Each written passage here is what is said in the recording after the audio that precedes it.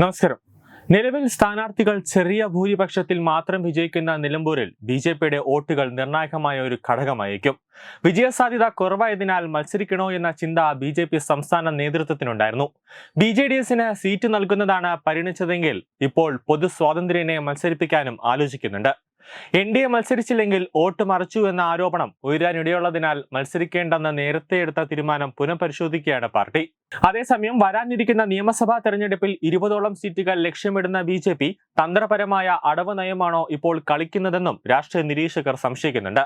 2016 തെരഞ്ഞെടുപ്പിൽ ബി.ഡി.ജെ.എസ് സ്ഥാനാർത്ഥി ഗിരീഷിന് 12,284 വോട്ടാണ് കിട്ടിയത്. അന്ന് അൻവറിന്റെ ഭൂരിപക്ഷം 11,504 വോട്ടുകളായിരുന്നു. കഴിഞ്ഞ തെരഞ്ഞെടുപ്പിൽ ബി.ജെ.പിയുടെ ടി.കെ. അശോക് കുമാറാണ് മത്സരിച്ചത്. 8,595 വോട്ടുകളാണ് കിട്ടിയത്. അൻവറിന്റേത് ഭൂരിപക്ഷം 2,792 മാത്രം. 2021 ഒഴികെ നിലമ്പൂർ മണ്ഡലത്തിൽ എൻ.ഡി.എ മികച്ച പ്രകടനമാണ് നടത്തിയത്. 2021 പോലും 8,595 വോട്ടുകൾ നേടാൻ ബി.ജെ.പിക്ക് കഴിഞ്ഞു. അതായത് ബി.ജെ.പിക്ക് അവിടെ 9,000, അതായത് 10,000 അടുത്തേക്ക് വോട്ടുകൾ ഉണ്ട് എന്നത് യാഥാർത്ഥ്യം. കഴിഞ്ഞ 3 നിയമസഭാ തെരഞ്ഞെടുപ്പുകളുടെ ഫലം പരിശോധിച്ചാൽ 2016 ഒഴികെ എല്ലായ്പ്പോഴും 6,000 താഴെയാണ് നിലമ്പൂരിലെ ഭൂരിപക്ഷം. ഈ സാഹചര്യത്തിൽ ബി.ജെ.പിയുടെ 10,000 ഉറച്ച വോട്ടുകൾക്ക് നിലമ്പൂരിൽ പൊന്നും വിലയാണുള്ളത്. ഇന്നത്തെ സാഹചര്യത്തിൽ ജയപരാജയങ്ങൾ നിർണ്ണയിക്കാൻ ബി.ജെ.പി വോട്ടുകൾക്ക് കഴിയും. 2019 തുഷാർ വെള്ളാപ്പള്ളി വയനാട് മണ്ഡലത്തിൽ മത്സരിച്ചപ്പോൾ നിലമ്പൂരിൽ കിട്ടിയത് 10,300 വോട്ടുകളാണ്. 2024 പാർലമെന്റ് തെരഞ്ഞെടുപ്പിൽ കെ സുരേന്ദ്രൻ വയനാട്ടിൽ മത്സരിച്ചപ്പോൾ വോട്ടുകളുടെ എണ്ണം 17,500 ഉയർന്നു. രാഹുൽ ഗാന്ധി രാജിവെച്ചതിനെ തുടർന്ന് ഉപതെരഞ്ഞെടുപ്പുണ്ടായപ്പോൾ ബി.ജെ.പി സ്ഥാനാർത്ഥിയായിരുന്ന നവ്യ ഹരിദാസിന് കിട്ടിയത് 13,500 വോട്ടുകൾ.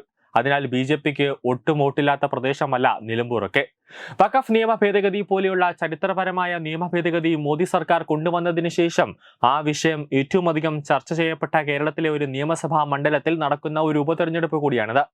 40% ഹിന്ദു, 8% ക്രിസ്ത്യൻ വോട്ടുകൾ നിർണായകമായ മണ്ഡലത്തിൽ ബി.ജെ.പി മത്സരിക്കാതിരിക്കുന്നത് തെറ്റായ സന്ദേശം നൽകുമെന്നാണ് രാഷ്ട്രീയ കേന്ദ്രങ്ങളുടെ വിലയിരുത്തൽ. നിലമ്പൂർ നിയമസഭാ ഉപതെരഞ്ഞെടുപ്പിന് രാഷ്ട്രീയ പ്രാധാന്യമില്ലാത്തതിനാൽ മത്സരത്തിനില്ല എന്നാണ് സംസ്ഥാന നേതൃത്വത്തിൽ ഒരു ഭാഗം പറയുന്നത്. എന്നാൽ വരുന്ന നിയമസഭാ തെരഞ്ഞെടുപ്പിൽ 20 മണ്ഡലങ്ങളിലെങ്കിലും വിജയസാധ്യത ലക്ഷ്യമിടുന്ന ബി.ജെ.പി ഇപ്പോൾ മത്സര രംഗത്ത് നിന്ന് മാറിയാൽ തെറ്റായ സന്ദേശമായിരിക്കും നൽകുക.